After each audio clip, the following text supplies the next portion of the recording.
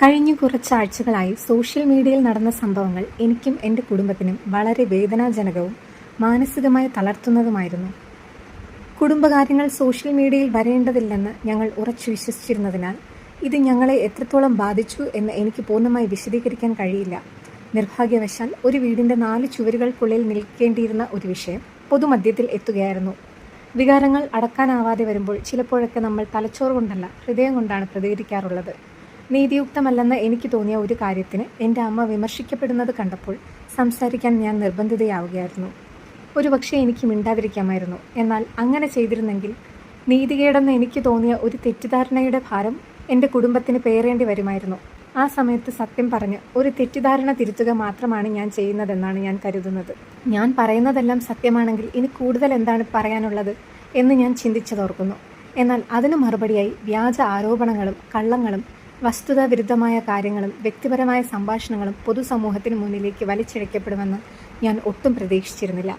തങ്ങൾ ചെയ്തതും പറഞ്ഞതുമായ കാര്യങ്ങൾ നേരിടാതിരിക്കാൻ ആളുകൾ എത്രത്തോളം താഴേക്ക് പോകുമെന്ന് മുൻകൂട്ടി കാണാൻ എനിക്ക് കഴിഞ്ഞില്ല. ചിലർ സ്വന്തം വാക്കുകളെ നേരിടാൻ തയ്യാറാവില്ല. അവർ പുതിയ കഥകളുണ്ടാക്കി ഇൻ്റർനെറ്റിൽ പോസ്റ്റ് ചെയ്യുന്നു. കാരണം അത്തരം കഥകൾ ഏറ്റെടുക്കാൻ കാത്തിരിക്കുന്ന വലിയൊരു കൂട്ടം ആളുകൾ ഇൻ്റർനെറ്റിലുണ്ടെന്ന് അവർക്കറിയാം. ഇത് മുൻകൂട്ടി കാണാൻ കഴിഞ്ഞില്ല എന്നതാണ് എനിക്ക് സംഭവിച്ച തെറ്റ്. ഇങ്ങനെയൊക്കെ സംഭവിക്കുമെന്ന് കരുതിയിരുന്നെങ്കിൽ മിണ്ടാതിരിക്കാൻ ഞാൻ തീരുമാനിച്ചേനെ. എൻ്റെ മുത്തശ്ശിയെ വ്യക്തിപരമായി അറിയാവുന്ന ആർക്കും ഇതിലൊരു അത്ഭുതവും തോന്നില്ല. എന്നാൽ കഴിഞ്ഞ കുറേ വർഷങ്ങളായി ഞാനും എൻ്റെ കുടുംബവും പങ്കുവച്ച കണ്ടന്റുകളിലൂടെ മാത്രം എൻ്റെ മുത്തശ്ശിയെ അറിയുന്ന നിങ്ങൾക്കായി ഒരു ചെറിയ വിശദീകരണം നൽകേണ്ടത് എൻ്റെ കടമയാണെന്ന് കരുതുന്നു. 2025 ഒക്ടോബർ മുതൽ നിർഭാഗ്യകരമായ ചില സംഭവങ്ങൾ കാരണം മുത്തശ്ശിയും ഞങ്ങളിൽ ചിലരും തമ്മിലുള്ള ബന്ധം വഷളായിരുന്നു. അതിന് പൂർണ്ണ ഉത്തരവാദി അവരാണ്. മുത്തശ്ശിയോട് ഞാൻ സംസാരിച്ച രീതി നിങ്ങൾ കേട്ടിട്ടുണ്ടെങ്കിൽ അത് ഒരു മുത്തശ്ശിയും അല്ലെങ്കിൽ ഒരു മനുഷ്യനും സംസാരിക്കാൻ പാടില്ലാത്ത രീതിയിൽ എന്നോട് സംസാരിച്ചതുകൊണ്ടാണ്. തിരികെ വരാൻ കഴിയാത്ത വിധം ഒരു അതിർവരമ്പ് അവർ ലംഘിച്ചു. സ്വന്തം മുത്തശ്ശിയിൽ നിന്ന് കേൾക്കാൻ പറ്റാത്ത തരത്തിലുള്ള അശ്ലീലവും ലൈംഗിക ചുവയുള്ളതും വംശീയാധിക്ഷേപമുള്ളതുമായ കാര്യങ്ങളാണ് അവർ പറഞ്ഞത്. ഈ അഴുക്ക് കൂട്ടാൻ താല്പര്യമില്ലാത്തതിനാൽ ആ വാക്കുകൾ ഞാനിവിടെ ആവർത്തിക്കുന്നില്ല.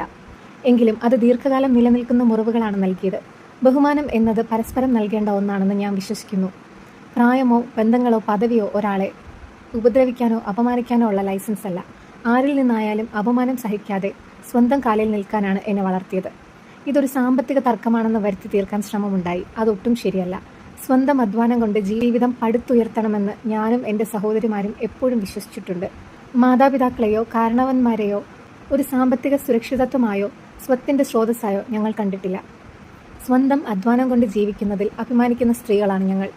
ഭൗതിക നേട്ടങ്ങൾ വെച്ച് ഞങ്ങൾ ബന്ധങ്ങളെ അളന്നിട്ടില്ല.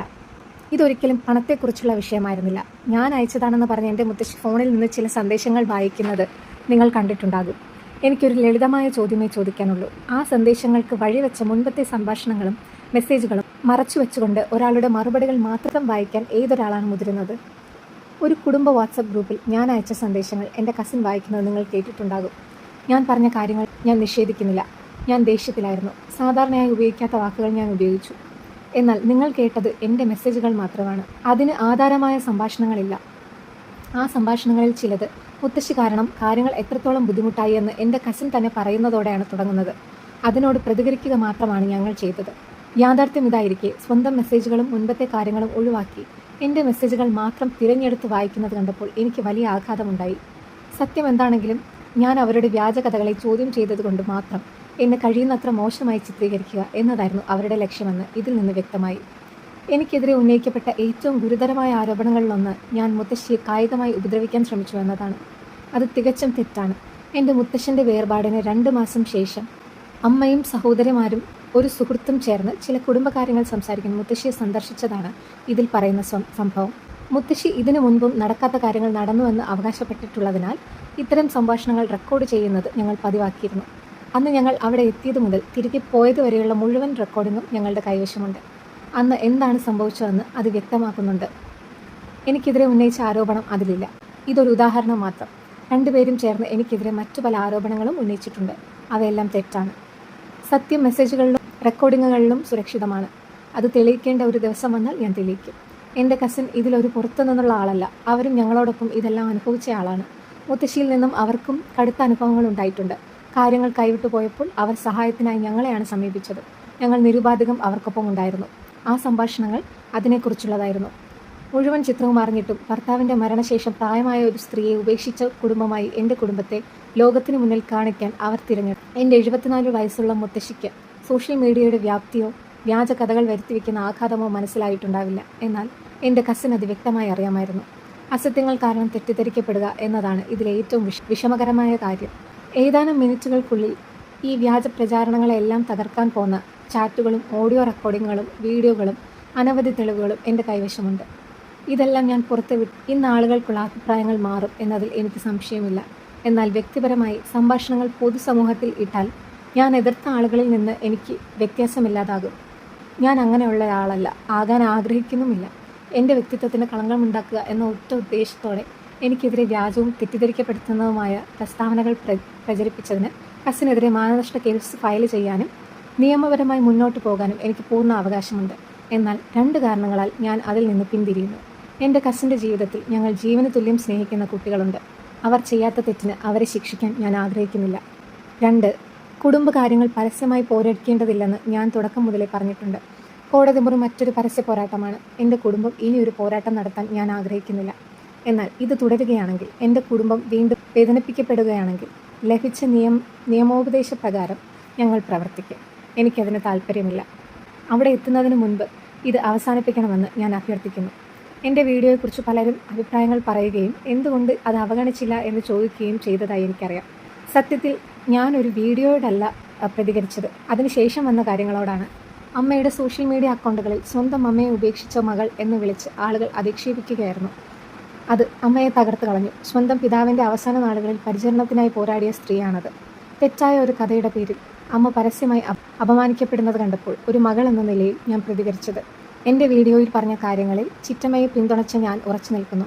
വ്യാജകഥകൾക്ക് മുന്നിൽ മിണ്ടാതിരുന്നതിന് പ്രശംസിക്കപ്പെടുന്നതിനേക്കാൾ സത്യത്തിനോടൊപ്പം നിന്നതിന് വിമർശിക്കപ്പെടാനാണ് ഞാൻ ആഗ്രഹിക്കുന്നത്. നിർഭാഗ്യവശാൽ ചില സ്ത്രീകളെ പെട്ടെന്ന് കുറ്റപ്പെടുത്തുന്ന രീതിയാണ് സമൂഹത്തിന്. പരാജയപ്പെട്ട ഒരു വിവാഹത്തിൽ നിന്ന് പുറത്തു വന്ന ഒരു സ്ത്രീയെ കുറ്റപ്പെടുത്തുന്നു. ഒരമ്മ സ്വന്തം കുട്ടിയെ ഉപേക്ഷിച്ചു എന്ന് ആരോപിക്കുന്നത് പൊതുജനങ്ങളെ അവർക്കെതിരാക്കാനുള്ള എളുപ്പവഴിയാണ്. ഒരു കുടുംബം എന്ന നിലയിൽ കസിനോടും ചിന്നമ്മയോടും ഞങ്ങൾ എപ്പോഴും സഹതാപത്തോടെയാണ് പെരുമാറിയത്. കാരണം മുഴുവൻ കാര്യങ്ങളും ഞങ്ങൾക്കറിയാം.